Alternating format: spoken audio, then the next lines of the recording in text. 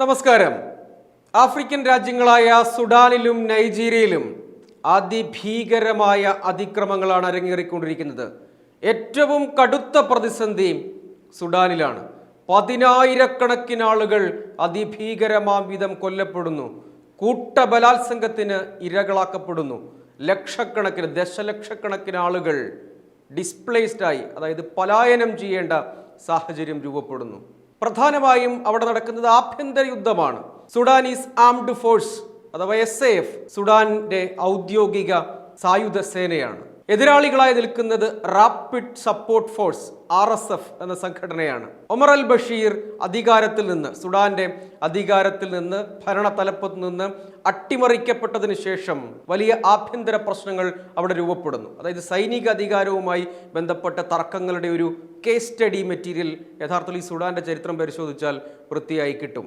ഒമർ അൽ ബഷീർ തന്നെയാണ് ജാൻജവീദ് സേനയായി ആദ്യം ഈ റാപ്പിഡ് സപ്പോർട്ട് ഫോഴ്സിന്റെ RSFന്റെ ആദ്യ രൂപത്തെ ഉണ്ടാക്കുന്നത്. ആ ഘട്ടത്തിൽ തന്നെ, അതായത് 2000 കാലയളവിൽ തന്നെ വലിയ ആഭ്യന്തര യുദ്ധങ്ങൾ അവിടെ നടക്കുന്നു. 3 ലക്ഷത്തോളം ആളുകൾ ആ ഘട്ടത്തിൽ കൊല്ലപ്പെട്ടു. ഒരുപാട് ദൃശ്യങ്ങൾ സമൂഹ മാധ്യമങ്ങൾ വഴിയും അന്താരാഷ്ട്ര മാധ്യമങ്ങൾ വഴിയും നമുക്ക് കിട്ടുന്നുണ്ട്. നമ്മളെ ഹൃദയത്തെ മുറിപ്പെടുത്തുന്ന അങ്ങേയറ്റം വേദനാജനകമായ സാഹചര്യം. മനുഷ്യരെ പുഴുക്കളെ പോലെ വെടിവെച്ചു കൊല്ലുകയാണ്. ദാഫറിന്റെ നിയന്ത്രണം നേരത്തെ തന്നെ RSFനാണ്. കഴിഞ്ഞ ദിവസം എൽഫാഷറിന്റെ നിയന്ത്രണവും RSF പിടിച്ചു. അതായത് RSF എന്നത് യഥാർത്ഥത്തിൽ ഒരു അറബ് സുപ്രമസിയെ സപ്പോർട്ട് ചെയ്യുന്ന, ആ ഗോത്രവിഭാഗങ്ങളുടെ സുപ്രമസിയെ സപ്പോർട്ട് ചെയ്യുന്ന ഒരു ആശയത്തെയാണ് അവർ കൊണ്ടു നടക്കുന്നത്. അതായത് അറബ് ഇതര ഗോത്രവിഭാഗങ്ങൾ, മൈനോറിറ്റി വിഭാഗങ്ങളൊക്കെ കൊല്ലപ്പെടുകയാണ്. 90% മുസ്ലിം ഭൂരിപക്ഷമുള്ള ഒരു രാജ്യമാണ് യഥാർത്ഥത്തിൽ സുഡാൻ. അതായത് ഈ സായുധ സേനയുടെ തലപ്പത്തായിക്കോട്ടെ, RSFന്റെ തലപ്പത്തായിക്കോട്ടെ, അതിൻ്റെ നിയന്ത്രണം ഒക്കെ ഇസ്ലാമിക വിഭാഗത്തിൽപ്പെട്ട ആളുകൾ തന്നെയാണ്. പക്ഷേ ഈ ആഭ്യന്തര യുദ്ധം വഴി 10,000-കണക്കിന് ആളുകൾ ദിനേന കൊല ചെയ്യപ്പെടുകയാണ്. കൃത്യമായ കണക്ക് യഥാർത്ഥത്തിലില്ല. UN-ന് മുന്നിൽ പോലും കൃത്യമായ കണക്കില്ല.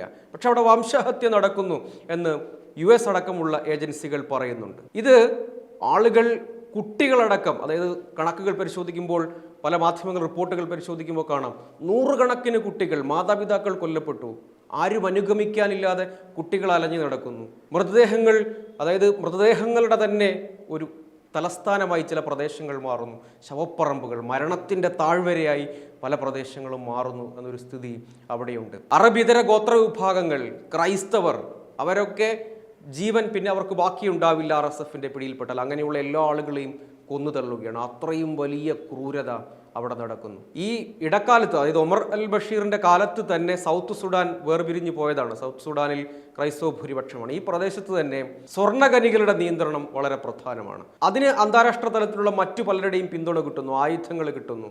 UAEയുടെ പിന്തുണ RSFന് കിട്ടുന്നു എന്ന വിമർശനം നിൽക്കുന്നുണ്ട്. അവരെ തള്ളിക്കളയുന്നു, അല്ലാത്ത നിലപാടുകളുമുണ്ട്. അതേസമയം പൊളിറ്റിക്കൽ ഇസ്ലാമിസ്റ്റ് ഗ്രൂപ്പുകളുടെ പിന്തുണ മറുവിഭാഗത്തിന് കിട്ടുന്നു. പക്ഷേ ഇവിടെ സംഭവിക്കുന്നത് കുട്ടികൾ, സ്ത്രീകൾ, അങ്ങനെ എല്ലാ വിഭാഗത്തിലും പെട്ട മനുഷ്യർ കൊല ചെയ്യപ്പെടുകയാണ്. പ്രത്യേകിച്ച് ഈ മൈനോറിറ്റി വിഭാഗങ്ങളിൽപ്പെട്ട, അറബിതര ഗോത്ര വിഭാഗങ്ങളിൽപ്പെട്ട ആളുകളെ ക്രൂരമായി ഇല്ലായ്മ ചെയ്യുകയാണ്. അത്ര വലിയ, നൂറ്റാണ്ട് കണ്ട വലിയ മനുഷ്യവേട്ട അവിടെ സംഭവിക്കുകയാണ്. നേരെ നൈജീരിയയിൽ പോയാൽ, നൈജീരിയയിൽ നിന്ന് മൃതദേഹങ്ങളുടെ വിലാപയാത്രകൾ, 100 കണക്കിന് മൃതദേഹങ്ങളുമായി വിലാപയാത്ര നടത്തുന്ന ദൃശ്യങ്ങൾ നമ്മൾ കണ്ടു. ഒരു പാസ്റ്റർ മൃതദേഹങ്ങൾ അടക്കം ചെയ്യുന്ന കുഴിയിൽ നിന്ന് ലോകത്തോട് ഇടപെടൂ എന്ന് വിളിച്ചു പറയുന്നത് കണ്ടു. അത് ക്രൈസ്തവരെ, അവിടെ 10,000-കണക്കിന് ക്രൈസ്തവരെ വേട്ടയാടി കൊല ചെയ്യുകയാണ്.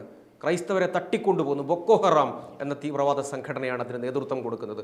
ബൊക്കോ ഹറാമും പിന്നീട് അതിൽ നിന്ന് തന്നെ രൂപപ്പെട്ട ISAF എന്ന സംഘടന ഏതായാലും അവിടെ നടക്കുന്നത് വലിയ ഭീകരവാദവും തീവ്രവാദവുമാണ്. അവിടെയുള്ള മനുഷ്യരെ, ആഫ്രിക്കയിലെ മനുഷ്യരുടെ കണ്ണുനീരിന്, അവരുടെ ചോരയ്ക്ക് ലോകം വേണ്ടത്ര വില കൊടുക്കുന്നുണ്ടോ എന്നതാണ് ചോദ്യം.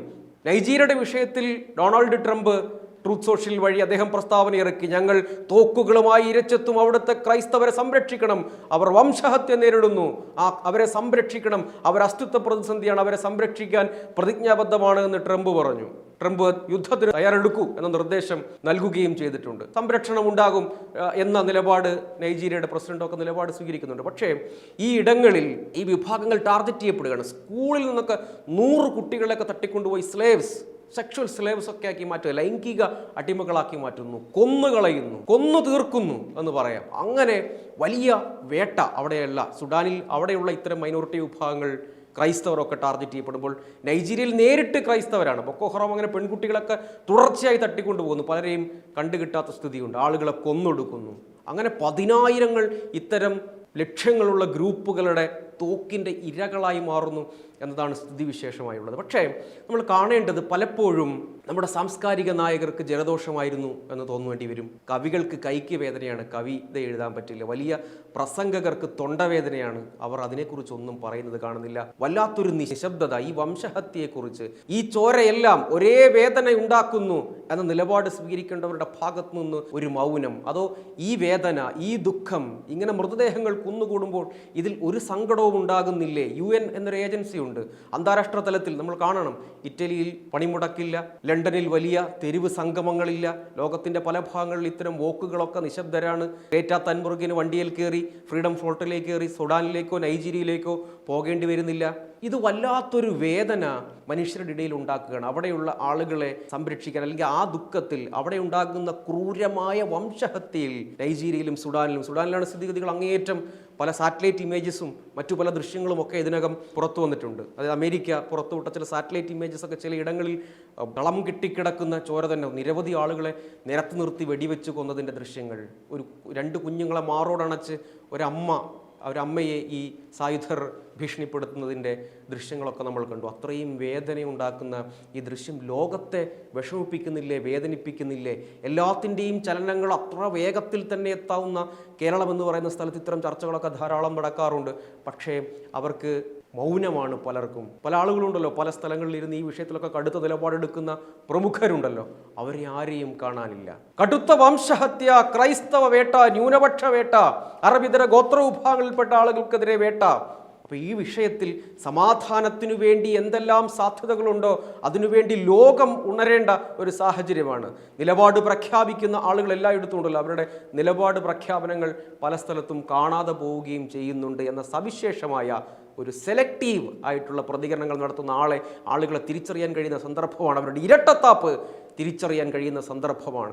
ഇത്തരം ഇടങ്ങളിൽ ബൊക്കോ ഹറാം ആയാലും ഐസഫ് ആയാലും RSF ആയാലും അതുപോലുള്ള സംഘടനകളായാലും അവിടെയുള്ള സാധുക്കളായിട്ടുള്ള ലക്ഷക്കണക്കിന് മനുഷ്യരെ അവരുടെ സ്ഥലങ്ങളിൽ നിന്ന് പലായനം ചെയ്തു പോകാൻ, കൊല്ലപ്പെടാനൊക്കെ ഇടയാക്കുമ്പോൾ അതിൽ പേര് വായിച്ചോ അല്ലാതെയോ നേരിട്ടോ അല്ലാതെയോ ഒക്കെ പ്രതികരണങ്ങൾ നടത്താൻ കഴിയാതെ പോകുന്നതിൻ്റെ ഒരു പ്രശ്നം.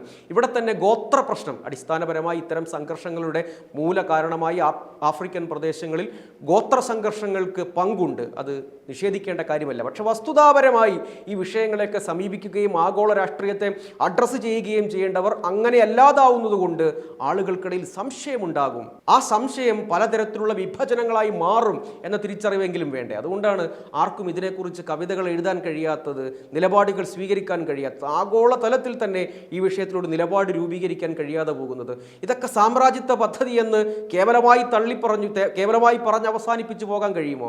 ഇത് ആളുകൾ കാണുകയും വീക്ഷിക്കുകയും ആ വേദന മനുഷ്യരിൽ നിന്ന് മനുഷ്യരിലേക്ക് പടരുകയും ചെയ്യുന്നുണ്ട്. ആളുകൾ കൊല്ലപ്പെടുന്നത് ഗസയിലായാലും നൈജീരിയയിലായാലും സുഡാനിലായാലും അതെല്ലാം ലോകത്തിൻ്റെ വേദനയാണ് എന്ന തിരിച്ചറിവാണ് യഥാർത്ഥത്തിൽ ഉണ്ടാകേണ്ടത്. വലിയ തീവ്രവാദ ഗ്രൂപ്പുകൾ, ഭീകരശക്തികൾ ദിനം തോറും ഇങ്ങനെ ആയുധങ്ങളും പടക്കോപ്പുകളും ഇങ്ങനെ സംഭരിച്ച് അവരൊക്കെ ഇത്തരം പ്രധാനപ്പെട്ട പ്രദേശങ്ങൾ, സുഡാനിലാണെങ്കിൽ ദാഫർ മേഖലയിലും അല്ലാത്ത എൽഫാഷർ മേഖലയിലുമൊക്കെയുള്ള സ്വർണ്ണഖനികളുടെ ആധിപത്യം സ്ഥാപിച്ച് പുറത്ത് അന്താരാഷ്ട്ര ബന്ധങ്ങൾ ഉണ്ടാക്കി ആയുധങ്ങൾ കൊണ്ടുവരുന്നു. നൈജീരിയയിൽ ബൊക്കോ ഹറാമിനെ സമ്പൂർണ്ണമായി നിയന്ത്രിക്കാൻ അവിടുത്തെ ഭരണകൂടത്തിന് കഴിയാതെ പോകുന്നു. ഐസഫ് ആയാലും അതോടൊപ്പം തന്നെ ബൊക്കോ ഹറാം ആയാലും ഇങ്ങനെ ആളുകളെ ടാർഗറ്റ് ചെയ്യുന്നു, പെൺകുട്ടികളെ ടാർഗറ്റ് ചെയ്യുന്നു, റേപ്പ് ചെയ്യുന്നു, കൂട്ടബലാത്സംഗം ചെയ്യുന്നു, വെടിവെച്ച് കൊല്ലുന്നു. അങ്ങനെ കരുണയില്ലാതെ ആ മനുഷ്യരുടെ കണ്ണീർ, അവരുടെ ചോര വീണ ആ ഭൂപ്രദേശങ്ങളൊക്കെ ചുമന്നു. പക്ഷെ ലോകം ഇപ്പോഴും ഉത്തരവാദിത്വത്തോടെ ഉണർന്നെണീറ്റ് പ്രതികരിക്കാൻ തുടങ്ങിയില്ല, ഇടപെടൽ നടത്താൻ കഴിഞ്ഞില്ല. അല്പമെങ്കിലും പ്രതീക്ഷ പകരുന്നത്, നമുക്ക് വിമർശനങ്ങളുണ്ടെങ്കിലും ട്രംപിൻ്റെ ഒരു പ്രതികരണം ഇത് ആഗോളതലത്തിൽ ചർച്ചയാക്കാനെങ്കിലും ഉപകരിച്ചു നൈജീരിയയുടെ കാര്യത്തിൽ. അപ്പോഴും സുഡാൻ്റെ കാര്യത്തിൽ പ്രശ്നം ഇപ്പോൾ തുടർന്നുകൊണ്ടിരിക്കുകയാണ്. അവിടെയുള്ള മനുഷ്യക്കുരുതി, ഇത്ര വലിയ വംശഹത്യ, പലപ്പോഴും പല പ്രദേശങ്ങളിലെയും വംശഹത്യ എന്ന കൃത്യം അക്കാഡമിക് ടാർഗറ്റിനകത്തേക്ക് കൊള്ളിക്കാൻ പറ്റാതെ പോകുന്നു. അതുകൊണ്ട് മറ്റു പല പേരുകളും വിളിക്കുന്നു. എന്തു വിളിച്ചാലും സുഡാനിൽ വംശഹത്യ നടക്കുന്നു, നൈജീരിയയിൽ വലിയ ക്രൈസ്തവ വേട്ട നടക്കുന്നു, വത്തിക്കാൻ പ്രതികരിച്ചു, മാർപ്പാപ്പ പ്രതികരിച്ചു, ലയോ നാലാമൻ മാർപ്പാപ്പ പ്രതികരിച്ചു എന്ന് പറയുന്നു. പക്ഷേ അവിടെ പോലും മറ്റു വിഷയങ്ങളിൽ ഉണ്ടാകുന്ന ഒരു ഇടപെടൽ ഉണ്ടാകാതെ പോകുന്നുണ്ട് എന്നതാണ് ഒരു പ്രധാനപ്പെട്ട കാര്യം. അങ്ങനെ ഈ രണ്ട് ഭൂപ്രദേശങ്ങളും ലോകത്തിന് വലിയ വേദനയായി അവിടെ നിന്ന് വരുന്ന വാർത്തകളും ചിത്രങ്ങളും ദൃശ്യങ്ങളും അങ്ങേയറ്റം നമ്മെ മുറിപ്പെടുത്തിക്കൊണ്ടിരിക്കുകയാണ്. അത് വലിയ വേദനയാകുന്നുണ്ട്. ലോകം ഇതിനോട് നീതിപൂർവകമായി പ്രതികരിക്കുകയും അവിടെ സമാധാനം സ്ഥാപിക്കാൻ ഐക്യരാഷ്ട്രസഭയും മറ്റ് അമേരിക്ക ഉൾപ്പെടെയുള്ള രാജ്യങ്ങളും ലോകത്തെമ്പാടുമുള്ള രാഷ്ട്രശക്തികളുമൊക്കെ ഇതിൽ ഇടപെടുമെന്നും അവിടെ സമാധാനം സ്ഥാപിക്കുമെന്നും പ്രത്യാശിക്കുകയല്ലാതെ കാലങ്ങളായി തുടരുന്ന ഈ മനുഷ്യക്കുരുതിക്ക്, ഈ കൂട്ടക്കുരുതിക്ക്, ഈ അനീതിക്ക്, ഈ പലായനങ്ങൾക്ക് അറുതി ഉണ്ടാകുമെന്ന് കരുതുക വയ്യ ഈ ഘട്ടത്തിൽ. പക്ഷേ അങ്ങനെ ഒരു പരിഹാരത്തിലേക്ക് പോകട്ടെ എന്ന് പ്രത്യാശിക്കുക, ആഗ്രഹിക്കുക എന്നത് മാത്രമാണല്ലോ സാധ്യമായ വഴി. നൈജീരിയയുടെ കാര്യത്തിൽ അമേരിക്കൻ ഇടപെടൽ ഉണ്ടാകുമോ, അതിൽ പരിഹാരം ഉണ്ടാകുമോ എന്നത് കാത്തിരുന്ന് കാണാം. അങ്ങനെ ഒരു പ്രഖ്യാപനം അദ്ദേഹം നടത്തിയിട്ടുണ്ട്. സുഡാൻ്റെ കാര്യത്തിൽ ഇനിയും നീതി അകലെയാണ്. അവിടങ്ങളിലെല്ലാം ശാശ്വത സമാധാനം സ്ഥാപിക്കപ്പെടട്ടെ എന്ന് നമുക്ക് ആഗ്രഹിക്കാം. എത്രത്തോളം അതെല്ലാം സംഭവിക്കുമെന്ന് അറിയില്ല. ഒരുപാട് ചോര അവിടെ വീണ് കഴിഞ്ഞു. നമ്മൾ കരുതുന്നതിനുമൊക്കെ എത്രയോ അപ്പുറത്തുള്ള അശാന്തി അവിടെ വന്നു. ഇതിനകം നമ്മുടെ രാജ്യത്തൊക്കെ നമ്മൾ അനുഭവിക്കുന്ന സമാധാനം എത്ര വലുതാണ് എന്ന് ഇത്തരം സന്ദർഭങ്ങളിലാണ് നമ്മൾ യഥാർത്ഥത്തിൽ തിരിച്ചറിയുന്നത്. അവരുടെ വീടുകളും അവരുടെ സ്വത്തും ഭൂസ്വത്തും വസ്തുവകകളും എല്ലാം വിട്ട് ജീവൻ കയ്യിൽ പിടിച്ചോടുകയാണ്. പോകുന്ന വഴിക്ക് കൊല്ലപ്പെടാം. ഇതാണ് സ്ഥിതി. മൃതദേഹങ്ങൾ ഇങ്ങനെ ജാഥയായി മനുഷ്യർ പോകും പോലെ, തീർത്ഥയാത്ര പോകും പോലെ മൃതദേഹങ്ങളുമായി പോവുകയാണ് അടക്കം ചെയ്യാൻ. പലതും കിട്ടുന്നു പോലുമില്ല. വല്ലാത്തൊരു ലോകമാണ്, വല്ലാത്തൊരു സാഹചര്യവും അവസ്ഥയുമാണ് ആ ലോകരാഷ്ട്രങ്ങളിൽ, ആ രാജ്യങ്ങളിലൊക്കെ ഉള്ളത്. അപ്പോൾ ലോകരാഷ്ട്രങ്ങൾ ഇത് കാണട്ടെ, അവിടെ സമാധാനം പുലരുന്ന ഒരു ദിനം സാധ്യമാകട്ടെ എന്ന് ആഗ്രഹിക്കുക മാത്രമാണ് പോംവഴി. വീണ്ടും കാണാം.